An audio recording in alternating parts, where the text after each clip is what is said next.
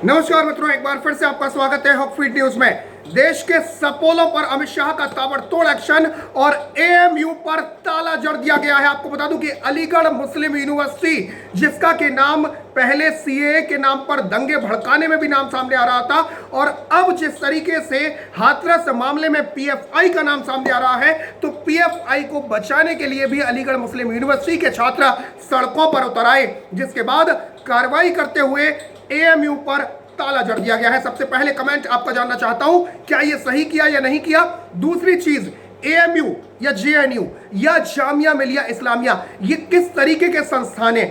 क्या इन संस्थानों में पढ़ाई करने के लिए आते हैं छात्र या फिर सियासत करने के लिए, ये भी आपसे जानना चाहता हूं। जेएनयू हमेशा से चर्चा में रहा, चाहे वो भारत तेरे टुकड़े होंगे इंशाअल्लाह को लेकर हो, चाहे वो मां दुर्गा की नग्न तस्वीरें बनाने को लेकर हो, और चाहे वो महिषासुर दिवस मनाने को लेकर हो। लेकिन एएमयू का रंग भी हमने देख लिया था।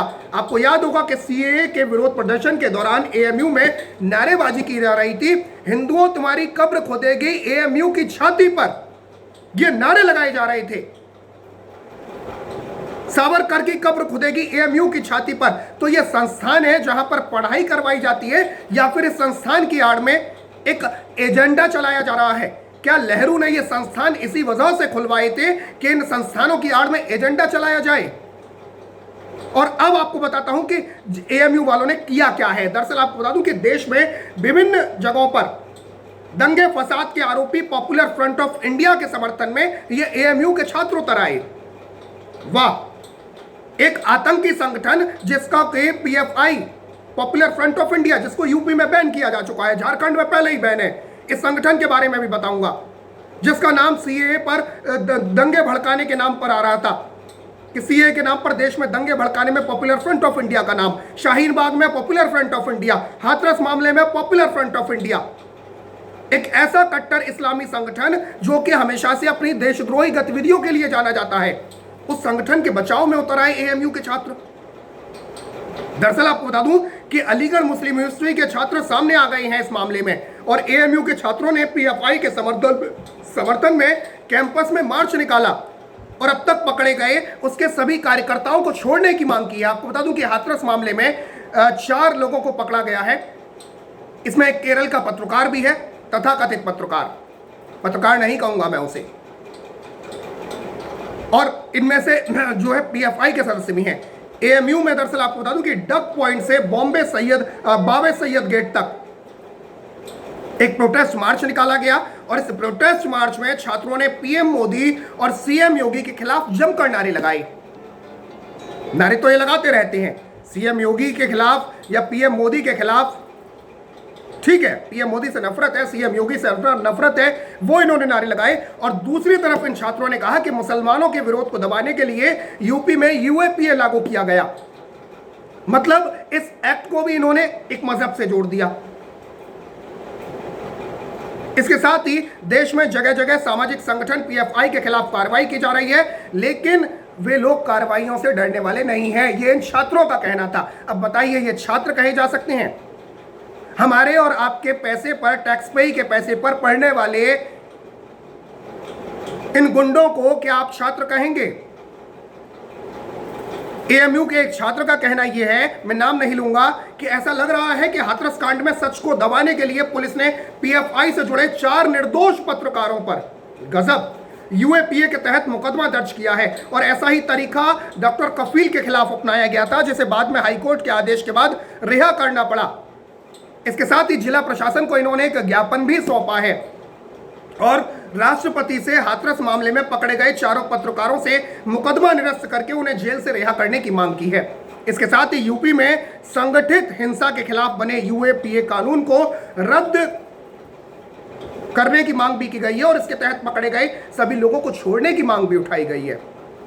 वाहरे छात्रों, पढ़ने के लिए आते हो या ये सब करने के लिए?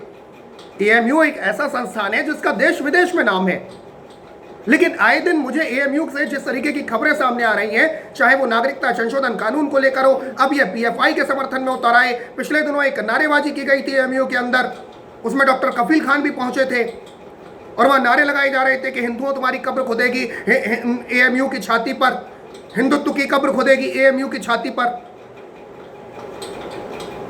तो ये वहां कब्र खोदने के लिए बैठे हैं या ये सब करने के लिए, पढ़ाई करने के लिए? जेएनयू की तर्ज पर एएमयू बनता जा रहा है, या मैं कहूं कि पहले से था लेकिन अब चीजें सामने आ रही हैं। अब इन्होंने मांग की है राष्ट्रपति महोदय से कि हाथरस मामले में पकड़े गए चारों पत्रकारों से न सिर्फ मुकदमा हटवाओ बल्कि उन्हें रिहा भी करवा दो, क्योंकि राष्ट्रपति महोदय के पास तो यही काम रह गया है। मतलब इनको पता है कि योगी जी सुनेंगे नहीं, योगी जी तो अब थपेड़ेंगे, मोदी जी सुनेंगे नहीं, तो अब सीधे पहुंच गए हैं देश के प्रथम नागरिक। जबकि हाथरस मामले में तमाम एजेंसियां जांच कर रही हैं, एजेंसियों को जांच करने दीजिए। सीबीआई ने अपने हाथ में जांच ले दी है, एसआईटी पहले गठन कर दिया गया था, जो आरोपी हैं वो जेल में बंद हैं, और जो पकड़े गए हैं आरोपी, एक नकली भाभी भी आप सुन रहे होंगे, भाभी जी घर पर हैं, एक भाभी जी भी हाथरस से गायब हो गई हैं। वो मोहतरमा डॉक्टर हैं, लेकिन डॉक्टर साहिबा वहां से हाथरस पहुंच गई थी। नक्सली लिंक सामने आ रहा है, पीएफआई का लिंक सामने आ रहा है, लेकिन ये कहते हैं कि पीएफआई पर बैन जो है वो सही नहीं है और पीएफआई के समर्थन में उतर आए हैं। आपको बता दूं कि पीएफआई दरअसल क्या है। पीएफआई जो है student Islamic movement of India का नया संगठन, मैं इसे कह सकता हूं।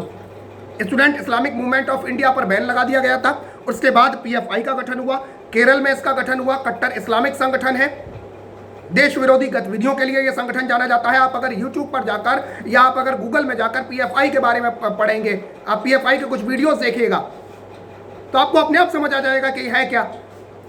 चांद तारे वाला झंडा लेकर ये लोग चलते हैं, हरे कलर का, और जिस तरीके से वीडियोस में जिस तरीके से ये जो करते हुए दिखाई देते हैं, वो आपको आसानी से समझ आएगा कि ये संगठन है क्या। हालांकि पीएफआई वाले ये कहते हैं कि हम जो है समाज सेवा का काम करते हैं,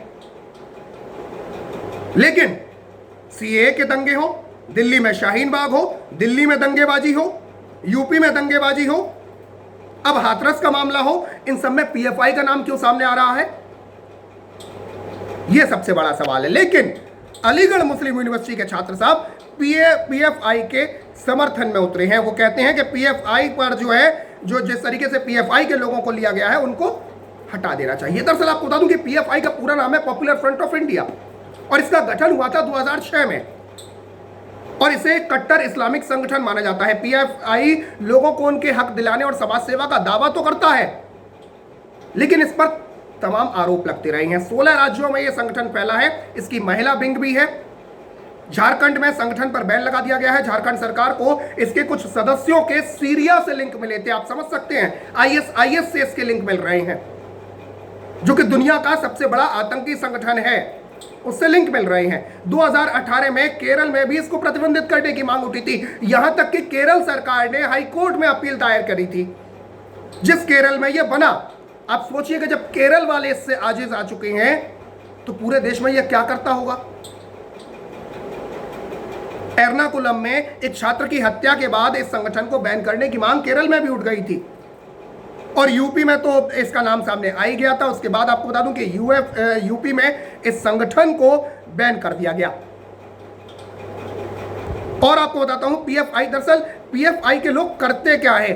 पीएफआई जिस तरीके से ये कह रहे हैं कि पीएफआई के जो संगठन है, पीएफआई को पहले निकाला जाए, पीएफआई के समर्थन में उतर आए। सिमी के आतंकियों ने पीएफआई ज्वाइन किया, पीएफआई का राजनीतिक इनको संरक्षण हासिल है, और पहले ये सांप्रदायिक दंगे कराते थे, अब जातिगत दंगे कराने की तैयारी में है। यह है पीएफआई का काम। और साथ ही साथ आपको बता दूं कि popular front of India, PFI, एक कट्टर इस्लामी संगठन है, और ये अपने को पिछड़े और अल्पसंख्यकों के अधिकार में आवाज उठाने वाला संगठन बताता है। ये कहता है कि हम एक खास मजहब के लिए खड़े हुए हैं। एनडीएफ के अलावा Karnataka forum for dignity, Tamil Nadu के मीनिया निधि पसराई, गोवा के सिटीजन्स फोरम, राजस्थान के community social and educational society और आंध्र प्रदेश के एसोसिएशन ऑफ सोशल जस्टिस समेत अन्य संगठनों के साथ पीएफआई ने कई राज्यों में इस वक्त अपनी पैठ बना चुकी है, और इसकी वुमेन विंग भी है। विद्यार्थियों के लिए भी एक विंग बना चुका है। 23 राज्यों तक, कम से कम, माफ कीजिएगा 16 मैंने बताए थे, लेकिन अब जो अपडेट है 23 राज्यों तक ये संगठन अपनी पकड़ बना चुका है और इस संगठन के समर्थन में उतरते हैं एएमयू वाले। सवाल इस बात का है कि क्या जेएनयू जैसे संस्थान, जामिया मिलिया इस्लामिया या एएमयू जैसे संस्थान जहां पर ये सारा कुछ हो रहा है, क्या इन संस्थानों पर बड़ा ताला नहीं लटका देना चाहिए? कमेंट में मुझे बताइएगा। फिलहाल के लिए इतना ही। जय हिंद, जय भारत, नमस्कार।